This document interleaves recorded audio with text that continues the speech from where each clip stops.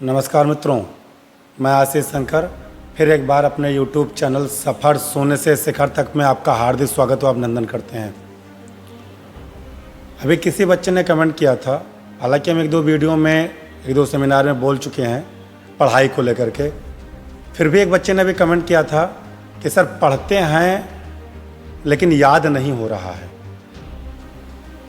तो हम ऐसे सभी अपने विद्यार्थी जीवन जी रहे सभी विद्यार्थियों से निवेदन करते हैं कि पहले पता करो कि आप पढ़ते किस प्रकार से हो। क्या वास्तव में आप पढ़ रहे हो? जिस समय आप पढ़ने बैठे हो, क्या उस समय पढ़ाई का माहौल आपके आसपास है? चाहे घर में हो या विद्यालय में हो। पहला काम तो अपना माहौल कंफर्म कीजिए कि पढ़ाई का है या नहीं है। अगर विद्यालय में आप बैठे हो और विद्यालय में आपके मित्रों के द्वारा, आपके अध्यापकों के द्वारा, आपके उस जिस हॉल में आप बैठे हो उस हॉल में पढ़ाई का माहौल नहीं बन पा रहा है, तो कितना पढ़ोगे दिमाग में प्रवेश नहीं करेगा। सेम कंडीशन आपके घर पे भी लागू है। या घर पर भी पढ़ने बैठे हो और घर का माहौल आपके अनुसार नहीं है, पढ़ाई के अनुसार नहीं है, आपके भाई बहन, माँ बाप जो भी घर में अवेलेबल है, अगर उसके साथ आपका माहौल नहीं बन पा रहा है तो आप पढ़ नहीं सकते हो। तो पहला काम आप कीजिए, अपने पढ़ाई का माहौल देखिए। एक बात, दूसरी चीज़ क्या है कि पढ़ते समय सबसे पहले काम कीजिए, आप लिखिए। सफलता पाने का सबसे बड़ा मूल मंत्र है लिखना। आज के डेट में हम देखते हैं कि बच्चे लिखने में बहुत कच्चे हैं। कभी बच्चों से, अपने मित्रों से कोर्स पूरा करा लेंगे, कभी अपने चाचा चाची से कोर्स पूरा करा लेंगे, वो लिखना नहीं चाह रहे हैं। अब ये सबसे बड़ी तुम्हारी कमी है जो तुम लिखना नहीं चाह रहे हो। जब आप लिखते हो ना, तो आपके बॉडी के सारे ऑर्गन्स काम करते हैं। आप कंसंट्रेशन आपका बनने लगता है। लिखना जब शुरू करते हो, एक बार, दो बार, तीन बार, जब किसी चीज़ को लिखोगे ना, याद कम करो, रटो कम। जितना समय आपको याद करने पर देना है, जितना समय आपको रटने पर देना है, उसका आधा समय आप लिखने पर दीजिए। क्योंकि जैसे आप कॉपी उठाते हो, पेन उठाते हो, लिखना शुरू करते हो, वैसे आपका दिमाग इधर उधर न जाके सीधे लिखने की पर ध्यान देना शुरू कर देता है। और जब आप लिखना शुरू करोगे, किसी भी चीज़ को एक बार लिखोगे, दो बार लिखोगे, तीन बार लिखोगे, मैं वादा करता हूँ अगर 2, 3, 4, 5 बार लिख दिए, उसके बाद एग्ज़ाम से पहले या महीने में एक बार केवल रिपीट कर दीजिए, उसको एक नज़र से देख लीजिए, वो कभी भूलेगा नहीं। लिखना स्टार्ट कीजिए।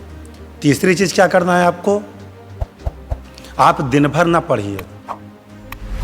चाहे गुरुजी कहें, चाहे माँ बाप कहें, चाहे मित्र कहें, चाहे जो कहे, आप कदाप दिन भर ना पढ़िए। आप बहुत थोड़े समय में पढ़िए। 24 घंटे में आप 4 घंटे पढ़िए। 4 घंटों को आप 1 घंटे में डिवाइड करके 4 बार पढ़िए।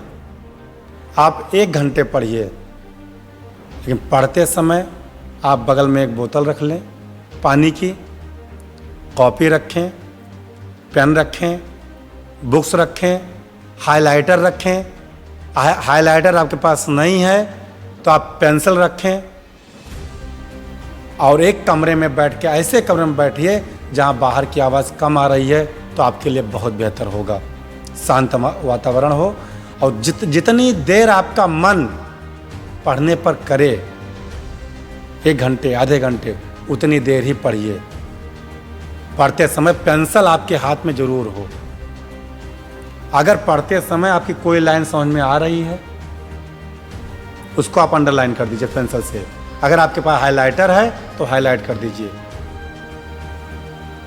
क्योंकि जब हाईलाइट चीज़ कर देंगे तो जब भी बुक्स कहीं वैसे पलटेंगे वो पेज आएगा तो आपकी नज़र वहीं पहुंच जाएगी। और जितना आपका मन करे, मन तो बड़ा दोनों तरफ जाने लगता है, लेकिन मन पे जीतने का प्रयास कीजिए। मन को जीत नहीं पाएंगे, सफलता नहीं पाएंगे। लेकिन जब तक आपकी बॉडी आपको कॉपरेट करे, सपोर्ट करे, आपका ध्यान एकाग्रचित रहे, उतनी देर ही आप पढ़िए, और कम पढ़िए लेकिन सॉलिड पढ़िए। पहले किसी भी चैप्टर को एक बार वैसे पढ़ जाइए जैसे रामचरितमानस पढ़ते हैं, फिर उसके बाद सोचना शुरू किए इसमें कितनी इंपॉर्टेंट चीज़ें आपके सामने आई हैं। उस इंपॉर्टेंट चीज़ों को आप नोट बनाइए और एग्ज़ाम के समय उसी नोट के बाद देख लीजिए। मैं वादा करता हूँ सफलता बहुत आसानी से मिल जाएगी। और पढ़ते समय विशेष ध्यान रखें, यदि अध्यापक ने लिखाया है तो बहुत अच्छी बात है, नहीं लिखाया है तो हिंदी हो, इंग्लिश हो, संस्कृत हो, जो भी सब्जेक्ट है, आप एक एक पैराग्राफ पढ़िए और एक एक पैराग्राफ से आप खुद क्वेश्चन बनाइए, उसका आंसर लिखिए।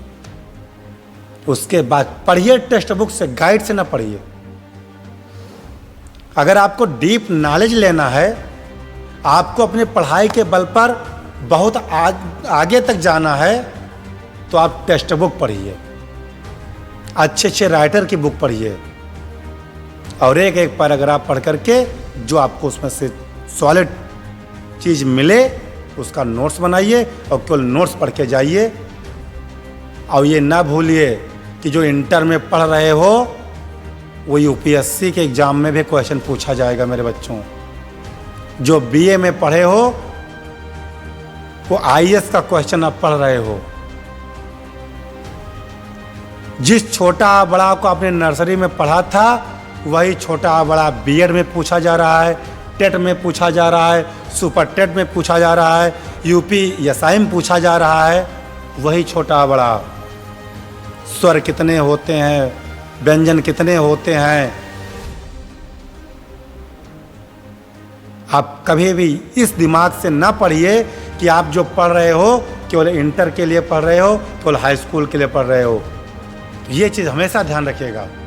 अगर ये बार बार ये क्वेश्चन आपने 6 में पढ़ा है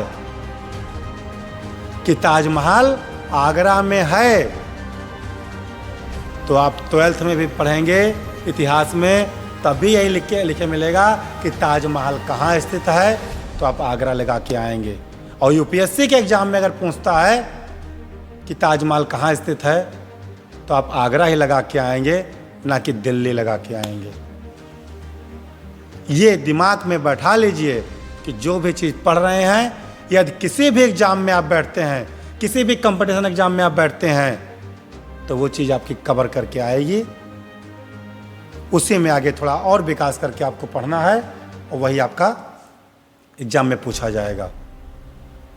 पानी बगल में रखे रहिए। आपको नींद लगने लगे, आप एक गिलास पानी पी लीजिए, नींद टूट जाएगी।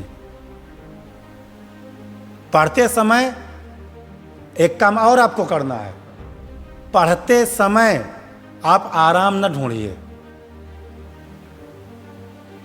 हम बार बार कहते हैं विद्यार्थी जीवन त्याग का जीवन है।